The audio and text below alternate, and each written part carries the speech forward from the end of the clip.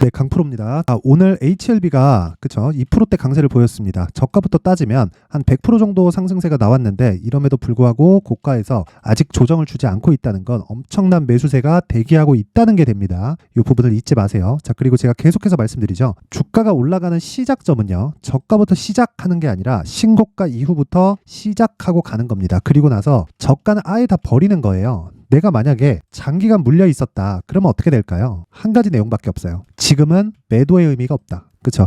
여기서는 싸서 매도의 의미가 없지만 지금은 시세가 시작했기 때문에 그렇죠? 적당하게 들어오는 조정은 무시하고 진행하면 된다. 근데 추가 매수할 수 있는 가격대를 잡는 게 중요하다. 자, 제가 수급 상황을 한번 볼게요. 원래 제가 수급에 대한 부분을 그렇게 중요하게 생각하지는 않습니다. 근데 HLB 같은 경우에는 수급 상황을 한번 지켜볼 필요가 있습니다. 일단 한 달 정도의 기간 동안 이 상황을 보면 자, 1650억만큼의 물량이 들어왔습니다. 11월 20일부터 12월 20일, 그렇죠? 오늘까지 한 달 동안 대략 한 1650억만큼의 물량이 들어왔고 11월 20일이면 그렇죠? 정확하게 자, 고가를 돌파하면서 물량이 쏟아져 들어온 겁니다. 그럼 매집을 하고 올라오면서 매집을 굉장히 강하게 공격적으로 진행을 하고 있다는 거예요. 자, 내용 한번 다시 보세요. 자, 보시면 여기 4만 원을 넘어가는 이 시점부터 12월 14일부터 외국인이 강하게 이 매수량을 늘리고 있다는 걸 확인해 볼 수 있죠. 자, 12월 14일 날 이미 16% 상승을 시키면서 500억 개의 물량이 들어왔고요. 그 다음 270억,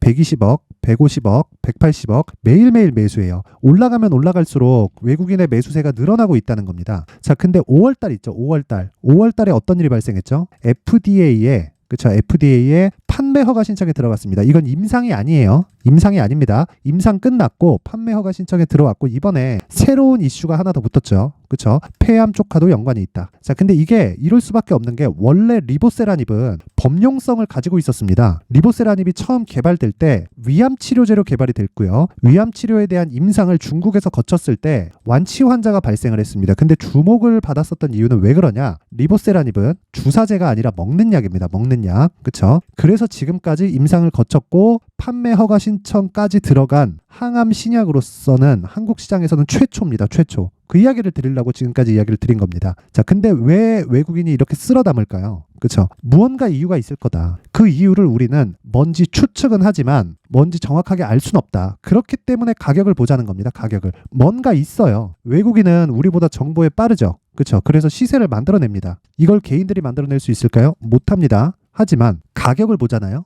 그러면 우리가 다음 시세 구간을 준비할 수가 있습니다. 왜? 신고가부터 시세가 시작되니까요. 자, 제가 에코프로 한번 보여드릴게요. 자, 에코프로 주봉으로 한번 보여드리겠습니다. 자, 내용을 한번 보시면 이런 상황이에요. 2020년에 에코프로의 주가는 10,000원이었습니다. 그쵸? 10,000원이 채 안 됐죠? 8,933원. 그쵸? 근데 합병하고 분할하는 과정에서 주가의 단위가 바뀌어서 8,933원으로 표기가 되는 겁니다. 그리고 15만 원까지 상승을 했는데 그러면 상승폭이 대략 15배가 나왔죠. 이때 당시의 실적은 좋지 않았습니다. 근데 실적 확인이 안 되니까 60% 조정을 받았고요. 다시 신고가를 만든 겁니다. 그러면 우리는 너무 많이 올랐다. 너무 많이 빠졌다.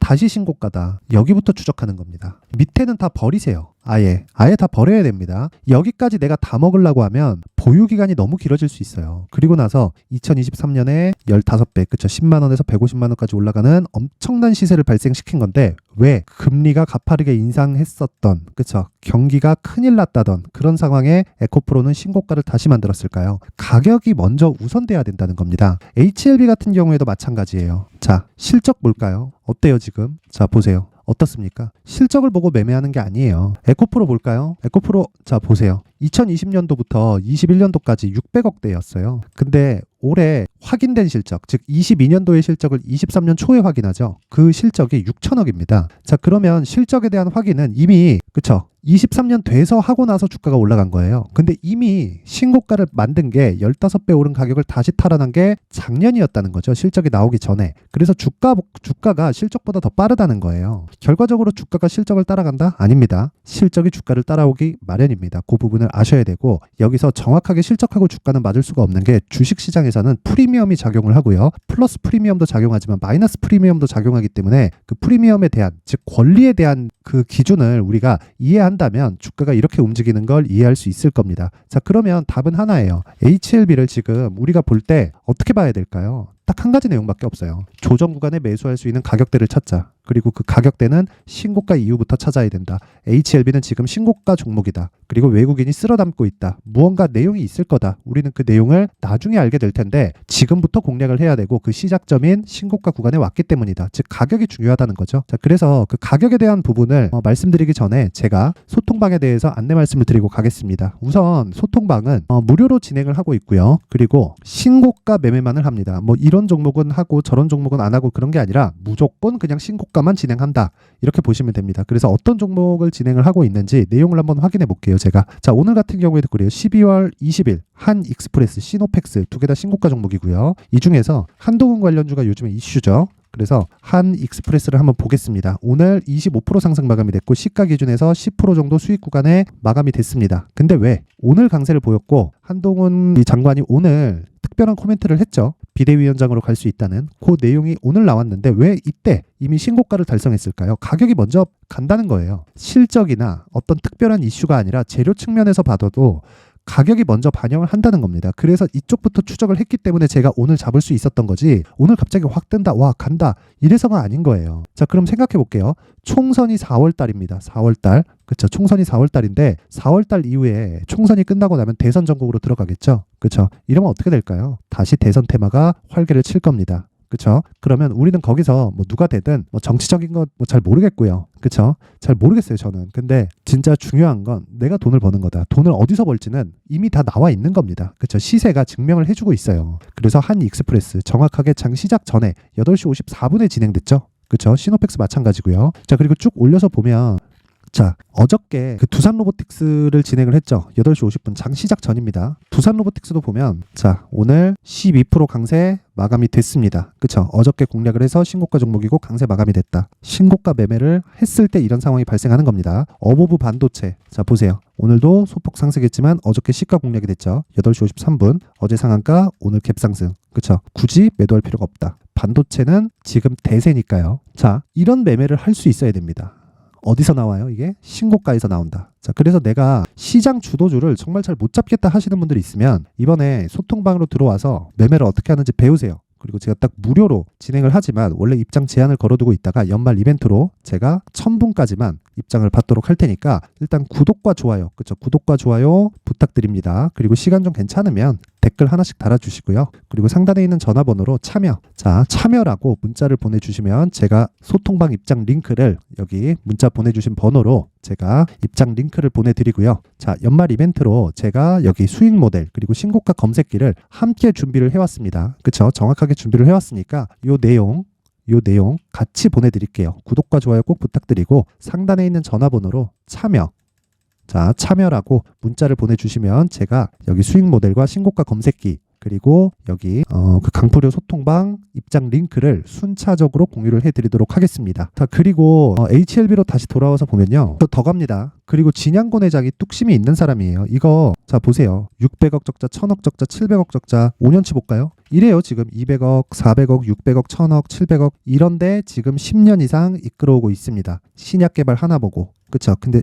올해 5월 달에 FDA에 판매 허가 신청이 들어갔다. 자, 그렇다는 건 어떤 이유가 될까요? 이제는 판이 바뀌었다. 그리고 외국인이 쓸어담고 있는 이유가 있을 거다. 우린 그걸 사전에 알 수 없다. 왜? 안 알려주니까. 그리고 안다고 해도 그걸 활용해서 우리가 믿고 가다가 잘못될 수도 있기 때문에 우리는 무조건 가격에 집중한다. 얼마에 매수해야 되는지가 중요하다. 내가 보유하고 있는 분들이 계시다면 이미 보유하고 있어요. 근데 내가 장기간 물려 있어요. 그럴 경우에는 지금 추가 매수 구간을 잡아야 되고 신규를 고려하고 있다면 며칠 동안 급등을 했기 때문에 이 구간에 따라가지 말고 조금 기다리세요. 그렇죠. 얼마에 매수해야 되는지가 정말 중요합니다. 자, 그래서 얼마에 매수를 해야 되는지 제가 가격 그리고 단기 보유 전략으로 내용을 준비를 해왔습니다. 20페이지에 걸쳐서 준비를 해왔는데 영상에서 제가 이야기를 드리지 않는 이유는요. 내용이 너무 길어지고 편집 시간이 너무 오래 걸립니다. 그래서 제가 빠르게 올려드리기 위해서 자, HLB의 가격 그리고 단기 보유 전략을 준비를 해왔으니까 여기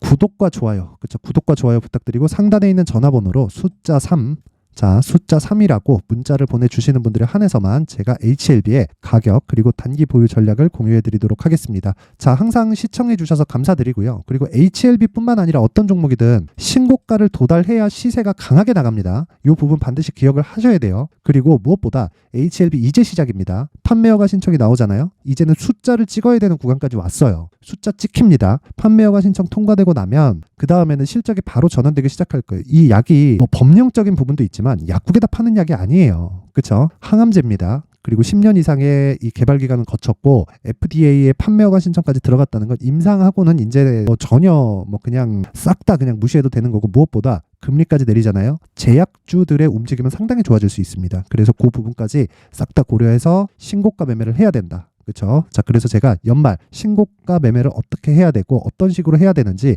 이해를 돕기 위해서 제가 한 3에서 4분 정도 이해를 돕기 위한 내용을 제가 준비를 했으니까 영상 끝까지 시청하셔가지고요. 모든 분들이 성공 투자하셨으면 좋겠고, HLB 이제 시작입니다. 네, 올 한 해를 뒤돌아보니까 구간별로 큰 수익이 나왔었던 종목들이 꽤 많이 보입니다. 1월 달에는 AI 관련주들이 있었고요. 그리고 2월 달부터는 2차 전지가 계속해서 강세를 보였죠. 자, 그리고 나서 3월 달이 되니까 AI 반도체 관련주들이 신고가를 만들면서 5월 달부터 시세를 큰 폭으로 냈죠. 저가부터 따진다면 한미 반도체와 같은 종목들도 올 한 해 6배 정도의 시세가 나왔습니다. 혹시라도 올해 수익을 보지 못하신 분들이 있다면요, 어떻게 시세가 움직이는지 반드시 익혀 놓으셔야 되고요. 만약에 그런 부분이 아직 준비가 되어 있지 않다면 어중간한 종목들 사고팔고 하지 마시고요. 딱 한 종목에 비중을 제대로 넣어서 확실하게 수익을 보는 방법이 필요합니다. 자, 그래서 제가 23년 12월 달 강프로의 대시세 종목을 준비를 해왔고요. 이 종목은 대기업을 상대로 안정적인 매출 구조를 갖추고 있는 데다가 이 규모가 40%를 넘나들고요. 호황기 때는 50%를 넘나드는 역대급인 이 구조를 갖추고 있어서 대체 불가능한 기업이라고 보셔야 됩니다. 자, 지금 현재 주요 거래처는요, 삼성전자, 인텔, 하이닉스, TSMC, 엔비디아까지 모든 반도체 업체를 고객사로 확보하고 있는 상황이고요. 이 재무제표 상황을 보면요, 이익률 자체가 넘사벽인 걸 알 수 있습니다. 넘을 수 없다는 거겠죠.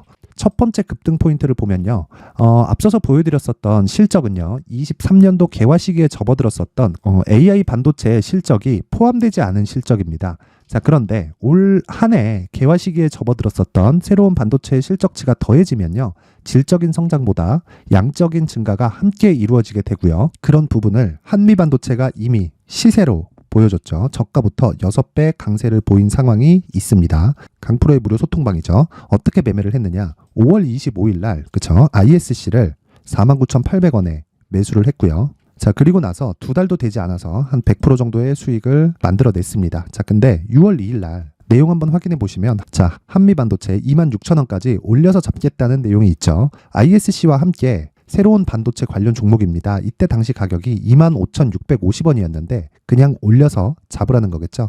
지금 현재 한미반도체 가격이 62,000원인 걸 본다면요, 항상 주가는요, 신고가 이후에 공략하는 것이 좋고, 그랬을 때 단기간에 100% 수익이 가능한 구조를 만들 수 있습니다. ISC도 그렇고 한미 반도체도 마찬가지예요. 당연히 에코프로도 마찬가지입니다. 두 번째 급등 포인트를 보면요, 자, 개인용 PC를 비롯해서 서버, 클라우드, 그리고 우리가 사용하는 스마트폰까지 기본적인 PC 구조와 동일하고요. 새로운 반도체의 구조도 동일한 구조를 갖추고 있습니다. 자, 근데 한미 반도체의 상승 이유도요, 이러한 구조가 동일하게 진행되기 때문이고, 이 구조는 절대로 바뀔 수가 없습니다. 11월 달에 새로운 뉴스가 나왔습니다. 자, 온 디바이스까지 더해지면 비메모리의 사용처는 계속해서 증가할 것은 너무 당연한 이야기고요.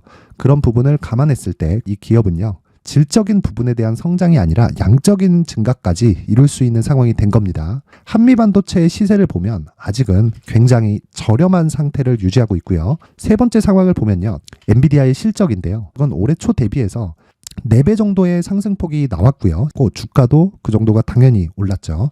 주식 투자를 할 때는 예상하는 게 아니라 확정치를 보고 매매를 해서 수익을 낼 수 있어야 됩니다. 앞서서 제가 보여드렸었던 내용인, 자, ISC도 그렇고요, 한미 반도체도 그렇고 확정된 내용이 있었죠. AI에 대한 개화 시기에 맞춰서 삼성전자와 SK 하이닉스가 강세를 보이는 구간이 있었고요.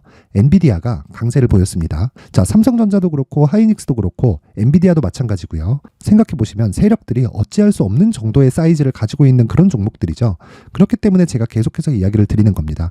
확인하는 데는 확정치가 필요하다고요. 엔비디아 실적만큼 확실한 재료가 있을까요? 엔비디아의 실적의 증가세는요, 앞으로 다가올 AI 반도체의 수요 증가가 있을 수밖에 없다는 거고, 그리고 그에 맞춰서 단가는 폭증하고 있는 상황인 게 엔비디아의 실적을 보면 알 수 있고요. 그리고 삼성전자와 SK 하이닉스로 연결이 되고요. 그래서 한미반도체가 올라온 그런 상황입니다. 한미반도체만큼 추가적으로 상승할 수 있는 종목이 있다는 게 하이닉스를 포함해서 삼성전자의 시세 그리고 엔비디아의 실적을 보면 알 수 있고요. 그래서 준비한 4분기 대시세 종목, 내년 초까지 강세를 보일 수 있는 종목을 준비를 해왔습니다. 어렵게 생각하지 마시고요. 기본적으로 신고가 구간에 있는 종목이기 때문에 하락에 대한 저항성은 충분히 갖춰져 있는 종목이고 이미 시세가 시작이 됐습니다. 자, 무엇보다 중요한 건 얼마에 사는 걸 텐데 제가 그런 부분까지 상세하게 준비를 해놨으니까 영상 상단에 있는 전화번호로 대시세라고 문자를 보내주시는 분들에 한해서만 무료로 공개를 하도록 하겠습니다.